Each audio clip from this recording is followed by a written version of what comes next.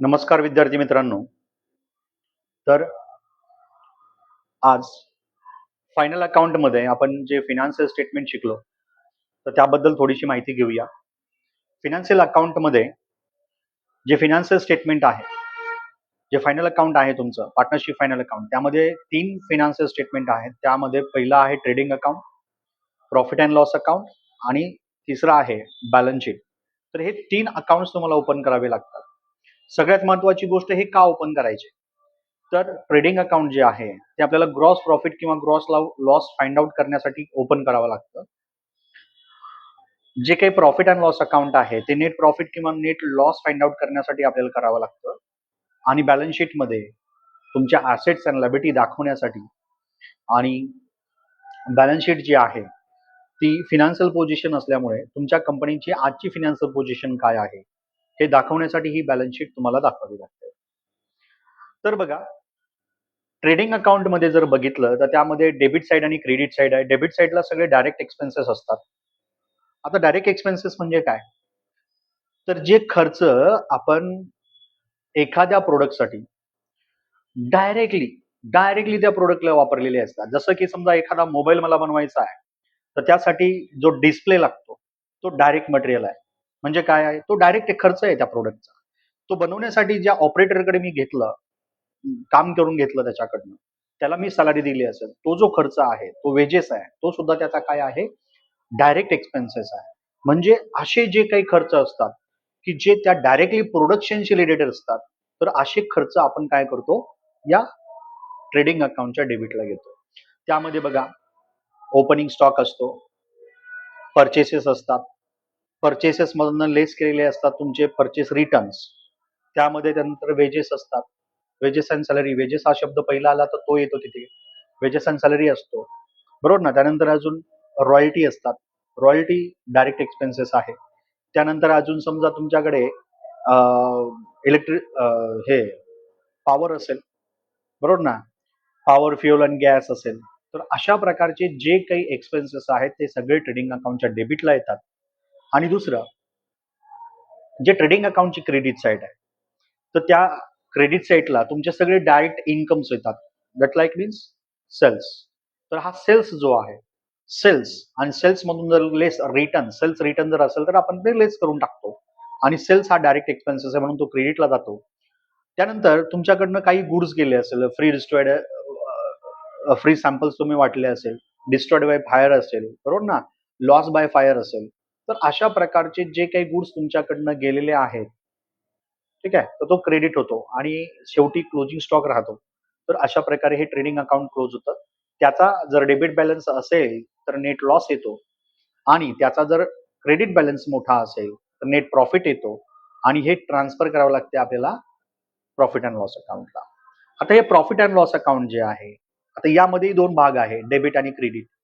तर डेबिट साईडला सगळे जे काय आहे ते इनडायरेक्ट एक्सपेन्सेस असतात. म्हणजे असे काही खर्च असतात ज्याचा प्रोडक्शनशी काही संबंधच नाहीये, बरोबर ना. पण ते प्रोडक्शन होण्यासाठी किंवा मार्केटमध्ये ते टिकण्यासाठी, मार्केटमध्ये नेण्यासाठी, मार्केटमध्ये विकण्यासाठी आपण काही खर्च करत असतो. तर त्या खर्चाला आपण इनडायरेक्ट एक्सपेन्सेस असं म्हणतो. जसं की समजा सॅलरी आहे. आता सॅलरी, मी अकाउंटंट म्हणून जर काम करतो, तर त्या कंपनीमध्ये असे अनेक प्रकारचे प्रोडक्शन बनलेले आहे. तर त्याचं सगळ्यांचं अकाउंटिंग करण्याचं काम मी करतो. पर्टिक्युलर कोणत्याही एका प्रोडक्टसाठी काम करत नाहीये. तर माझी जी सॅलरी आहे ती आयडेंटिफायबल नसते की पर्टिक्युलर कोणत्या प्रोडक्टसाठी आहे. म्हणून इथे काय करायचं तुम्हाला, जे इनडायरेक्ट एक्सपेन्सेस आहेत तर ते सगळे डेबिट करायचे. इनडायरेक्ट म्हणजे त्याचा प्रोडक्शनशी काही संबंध नाहीये, बरोबर ना. आता प्रोडक्शन तयार केलं, पण तुम्ही ते गोडाऊन मध्ये साठवलं असेल, गोडाऊनचं रेंट दिलं असेल, तर ते काही प्रोडक्शनसाठी खर्च नाहीये. त्यानंतर समजा विकण्यासाठी सेलिंगचे डिस्ट्रीब्युशन केले, सेलिंग आणि डिस्ट्रीब्युशनसाठी खर्च केला असेल, डिलिव्हरी व्हॅनचे चार्जेस दिले असेल, डिलिव्हरी व्हॅनचा ड्रायव्हर आहे त्याचा त्याचा पगार केला असेल, डिलिव्हरी व्हॅनचा क्लिनर आहे त्याचा पगार केला असेल, बरोबर ना. डिझेल पेट्रोल टाकले असेल, बरोबर ना. ऍडव्हर्टाइजमेंट केली असेल, बॅड डेप्स उडाले असेल, डेप्रिसिएशन झालं असेल तुमच्या मशिनरीचं, ते सुद्धा तिथे डेबिट होणार आहे. आणि कमिशन पेड, आता त्यामध्ये अजून जर बघितलं, कमिशन, इंटरेस्ट आणि रेंट, आणि डिस्काउंट हे 4 प्रोडक्ट असे आहेत किंवा 4 आयटम असे आहेत जे क्रेडिट पण असतात, डेबिट पण असतात. तर तुम्हाला जो ट्रायल बॅलन्स दिलेला आहे त्यामध्ये डेबिट असेल तर डेबिटला घेऊन टाकायचं बिंदास आणि जर क्रेडिटला असेल तर तो इन्कम असतो तो क्रेडिटला घेऊन टाकायचा. क्रेडिटला सगळे इनडायरेक्ट इन्कम्स येतात. जसं की रेंट रिसिव्हड असेल, कमिशन रिसिव्हड असेल, डिस्काउंट रिसिव्हड असेल, बरोबर ना, इंटरेस्ट रिसिव्हड असेल.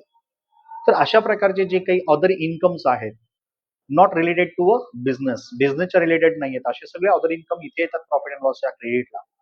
मग जेव्हा आपण एक अकाउंट क्लोज करतो त्यावेळेस बघायचं डेबिट बॅलन्स जर जास्त असेल तर हा नेट लॉस असतो. Balance figure net loss credit साईडला येत आहे आणि ज्याचा क्रेडिट बॅलन्स असतो त्याचा नेट प्रॉफिटचा बॅलन्स येतो, बॅलन्सिंग फिगर. तर हा आपल्याला नेट प्रॉफिट आपल्याला कॅपिटलमध्ये ऍड करायचा असतो. नेट लॉस जर असेल तो कॅपिटलमधून लेस करायचा असतो. तिसरं स्टेटमेंट आहे इथे बॅलन्स शीट. बॅलन्स शीट जर बघितली तर बॅलन्स शीट ऍज ऑन आपण लिहितो, as on that date, particular डेटसाठी बनवलेली असते आणि वरती ट्रेडिंग अकाउंट आणि profit and loss account for the year ended असं लिहिलेलं असतं, कारण ती पूर्ण वर्षाचा समरी असते, बरोबर ना. आणि ही एका दिवसाची बॅलन्स शीट असते ऍज ऑन दॅट डेट म्हणून. तर एका दिवसाची जी काही तुमची फिनान्शियल पोझिशन आहे तुमच्या बिझनेसची ती दाखवलेली असते. त्यामध्ये ऍसेट्स असतात, लायबिलिटीज असतात. ऍसेटमध्ये सगळ्यात पहिले तुम्हाला गुडविल लिहायचं आहे. गुडविलच्या नंतर तुम्हाला सगळ्या फिक्स असेट लिहायच्या. फिक्स असेट म्हणजे ज्या मोर दॅन 1 अकाउंटिंग पिरियडसाठी तुम्ही वापरल्या. त्याच्या खाली डेप्रिसिएशन काय असेल ते लेस करून टाकायचं. बाकीच्या फिगर्स आउटर कॉलमला घेऊन टाकायच्या. त्यानंतर सगळ्या करंट ऍसेट येतात, स्टॉक, डेटर्स, बरोबर ना, बँक, कॅश अशा. तर त्या घ्यायच्या, त्यांची टोटल करायची. असे लायबिलिटी साईडला बघा, लायबिलिटीला कॅपिटल अकाउंट असतं, सेक्युर्ड लोन असतात, अनसेक्युर्ड लोन्स असतात, बरोबर ना. त्यानंतर काही रिझर्व्ह असतात, प्रॉफिट अँड लॉस असतात, ते आपल्याला लेस करावे लागतात. त्यानंतर पुढे करंट अकाउंट. आता एक महत्वाची गोष्ट आहे करंट अकाउंट. तर करंट अकाउंट जर बघितलं तर कधी कधी आपल्याला डेबिट बॅलन्स देतात, कधी कधी क्रेडिट बॅलन्स देतात. तर एक लक्षात घ्या की ऍसेट हा नेहमी डेबिट बॅलन्स असतो आणि लायबिलिटी हा नेहमी क्रेडिट बॅलन्स असतो. म्हणून जर करंट अकाउंटचा क्रेडिट बॅलन्स जर असेल तो करंट लायबिलिटी साईडला जातो आणि जर डेबिट बॅलन्स असेल तर ऍसेट साईडला जातो, बरोबर. आणि बिल्स रिसिवेबल आहे, सॉरी बिल्स पेएबल आहे, आउटस्टँडिंग एक्सपेन्सेस आहेत, बरोबर ना. ते सगळे जे रेंट असेल, कमिशन असेल, डिस्काउंट असेल, याच्या प्रोव्हिजन्स काही केलेले असतात, त्या बॅड डिप्स वगैरे आहे. तर त्या ऍसेट म्हणजे बॅलन्स शीटला येतात आणि लायबिलिटीला येतात. काही प्रोव्हिजन्स असतात, त्या प्रोव्हिजन लायबिलिटीला येतात, बरोबर ना. तर अशा प्रकारचे जे काही ऍसेट्स किंवा लायबिलिटीज आहे ते आपल्याला लिहाव्या लागतात. अशा प्रकारे आपला हा बॅलन्स शीट जो आहे तो टॅली झाला पाहिजे, तर आपला प्रॉब्लेम बरोबर आहे. धन्यवाद.